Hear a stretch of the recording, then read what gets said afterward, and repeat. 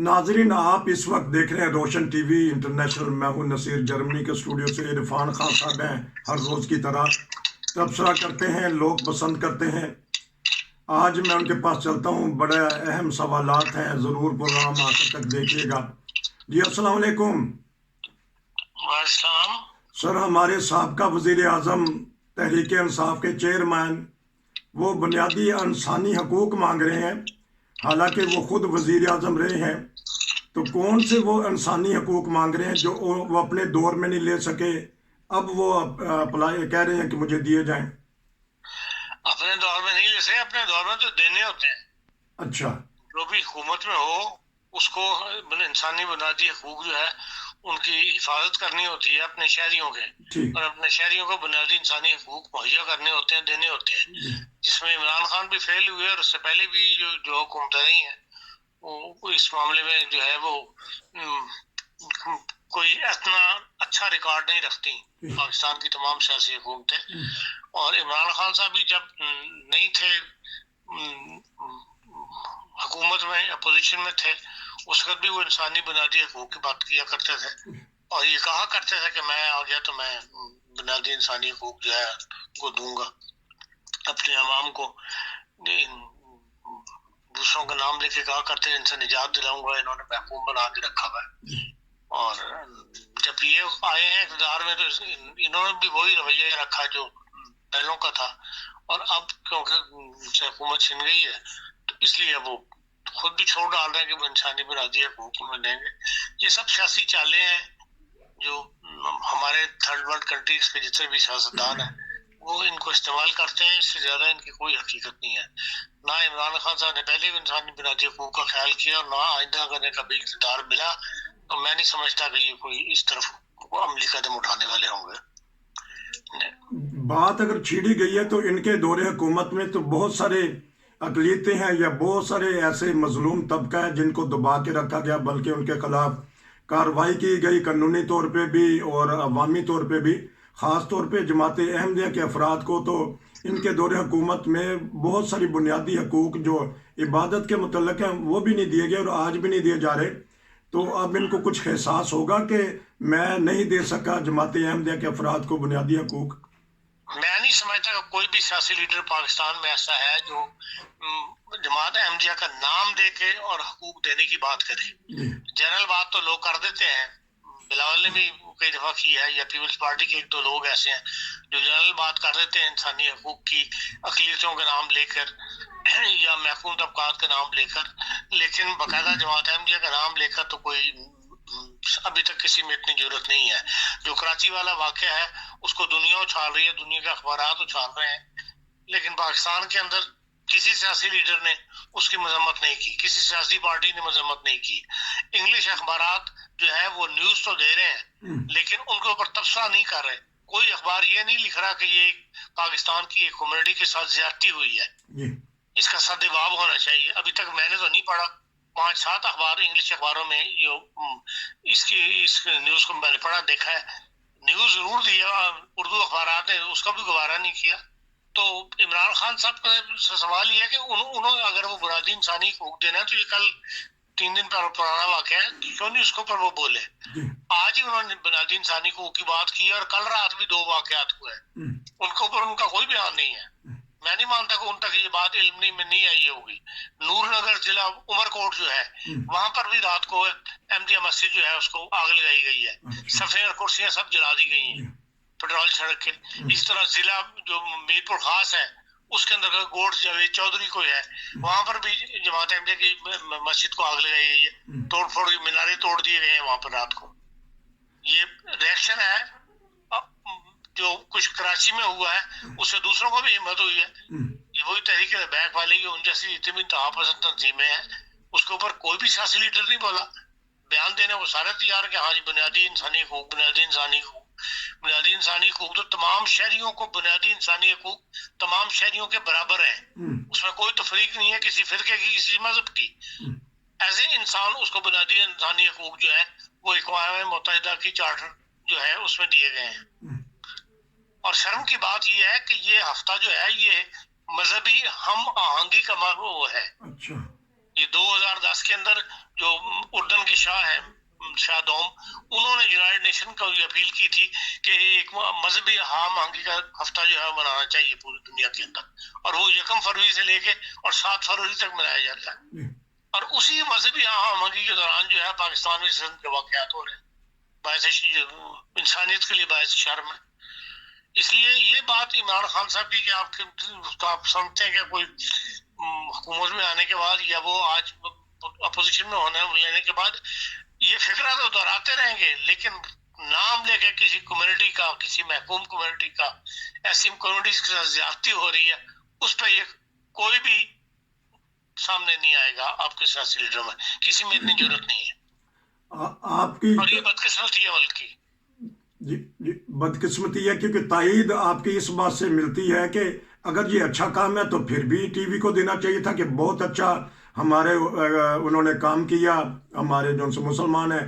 اگر یہ برا کام تھا تو جس طرح عرفان خان صاحب کہہ رہے ہیں، کم از کم کچھ نہ کچھ تو ہمدردی کے الفاظ بولتے اخبارات میں، ٹی وی پہ، یا تبصرہ نگار بہت سارے شرفا بول پڑتے تھے. لیکن اب نہتے پولیس والے کے ساتھ بھی ہم نے دیکھا ہے، وہ اس کو مسلمان ہونے کی دھمکی دے رہا ہے. ایک اس میں سے جو آیا تھا بلوائی، تو یہ انہوں نے اچھا ہتھیار پکڑا کہ ہمیں جو مرضی جلانے دو، گھرانے دو، کیونکہ تم مسلمان ہو، تو اگر تم روکو گے تو ہم تمہارے پہ فتویٰ لگا دیں گے.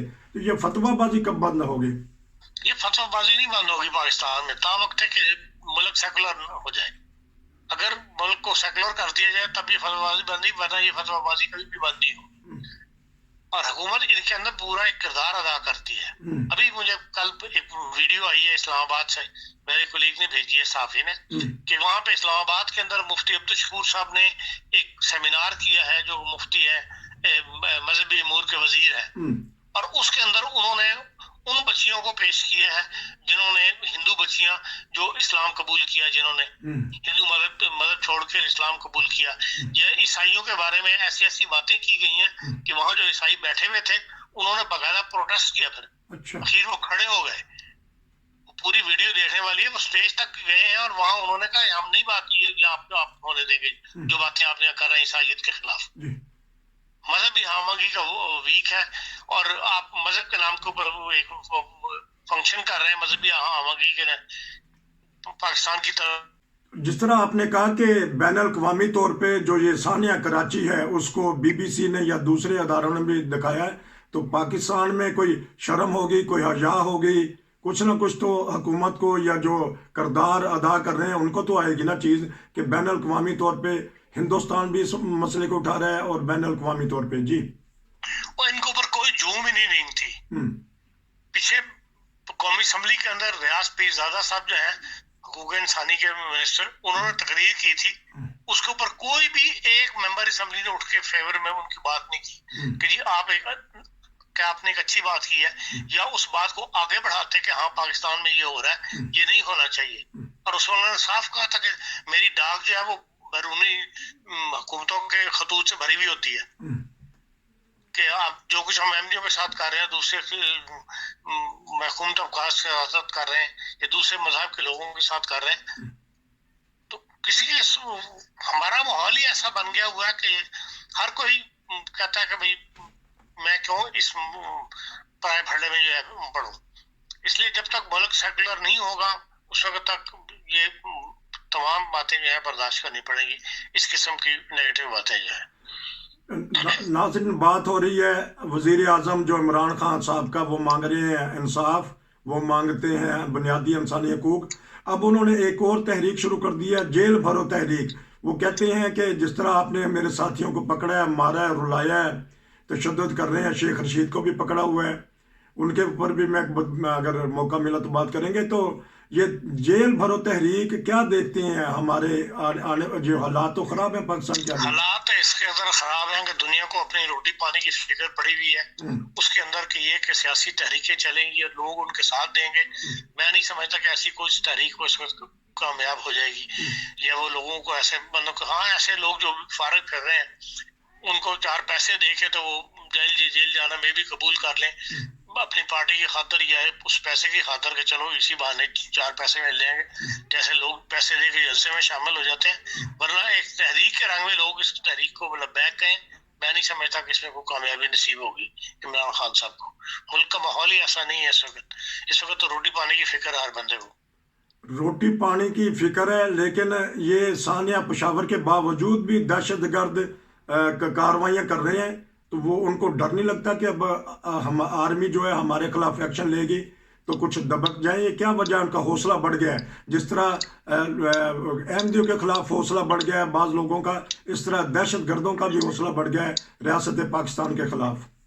ان کو جس جنت کا لالچ دیا جاتا ہے، ان کو ٹریننگ ایسی دی جاتی ہے، ان کا مائنڈ جو ہے صاف کر اس طرح صاف کر دیا جاتا ہے کہ وہ اس کے لیے دنیا میں رہنے کی کوئی امید باقی نہیں رہتی. اس لیے یہ کہ خوف ڈر ہی ہے، اس سب سے آزاد ہو چکا ہوتا ہے انسان، وہی خود کا حملہ کرنے پر تیار ہوتا ہے. تو کیا یہی جو ہمارے علماء یا نام نہاد مولوی ہے جو فتویٰ دینے والا ہے، یہ جو احمدیوں کے خلاف باتیں ہو رہی ہیں، یہی تو نہیں ان کو بات بتاتا کہ احمدیوں کی مساجد گرا دو تمہیں ثواب ملے گا، اور نعرے بھی لگاتے ہیں؟ دیکھیں ایک خاص مائنڈ سیٹ ہے جو احمدیوں کے خلاف ہے، جو اس حد تک احمدیوں کے خلاف تو سارے ہی ہیں، لیکن یہ اس حد تک جانے کے لیے کہ ان کی جان مال کے اوپر قبضہ کر لو یا ان کی جو املاک کو نقصان کر دو، یہ خاص مائنڈ اپ ہے جو تحریک لبیک والے ہیں یا ختم نبوت والے ہیں، یہ اس حد تک جاتے ہیں اور وہی انہی کارروائیوں کے اندر شامل ہوتے ہیں. عام مولوی مخالفت ضرور کرتا ہے، لیکن اس حد تک وہ جانے کے لیے ابھی مطلب تیار نہیں کہنا چاہیے، بلکہ اس حد تک جانے کسی معاملے میں بھی کسی کمیونٹی کے لیے بھی اس حد تک جانے پہ وہ تیار نہیں ہے. بڑے بڑے مشہور مولوی بھی جب سفر کر رہے ہوتے ہیں پی آئی اے پہ، وہ شزان کا پیکٹ دکھاتے ہیں، دیکھیں جی یہ کتنا بڑا جرم ہو رہا ہے آئین پاکستان کے خلاف، تو یہ بیٹھتے وہ انڈیویجول کیسز ہیں، انڈیویجول کیسز کے اندر آپ ہر سوسائٹی میں ایسے لوگ مل جاتے ہیں، لیکن باقاعدہ شیزان ابھی بک ہی رہا ہے نا پاکستان کے اندر. جی جی وہ مشکلات کا سامنا ہے انہی لوگوں کی وجہ سے، لیکن بہرحال بکھ رہا ہے. تو آخر میں دو لفظ بتا دیجیے گا کہ یہ مذہبی آہنگی کس طرح پیدا ہو پاکستان میں یا بین الاقوامی طور پہ، دو لفظ بتا دیجیے گا، پھر اس کے بعد تبصرہ ختم. یورپین ممالک کی طرح، مغربی دنیا کی طرح ملک کو سیکولر قرار دے دیں، ریاست کا مذہب کے ساتھ کوئی تعلق نہ ہو، حکومت اپنے سیاسی طور پر چلائے اور تمام مذاہب کو مکمل آزادی حاصل ہو، یہی پاکستان کے آئین کا حصہ بنے گا، تو پھر پاکستان جو ہے اس کے اندر بھی یہ مذہبی رواداری پیدا ہو جائے گی. ورنہ یہ حالات جو ہے جس کا سامنا ہے ابھی تک تو یہ بتا رہا ہے کہ حالات مزید خراب ہی ہو رہے ہیں. حالات مزید خراب ہو رہے ہیں، یہ کہہ رہے تھے ہمارے عرفان خان صاحب، مذہبی آہنگی ہفتہ جا رہا ہے. آپ کا بہت شکریہ، آپ کی مصروفیت بہت زیادہ ہوتی ہیں، آپ نے وقت دے دیا. نصیر کو اجازت دیجیے، السلام علیکم.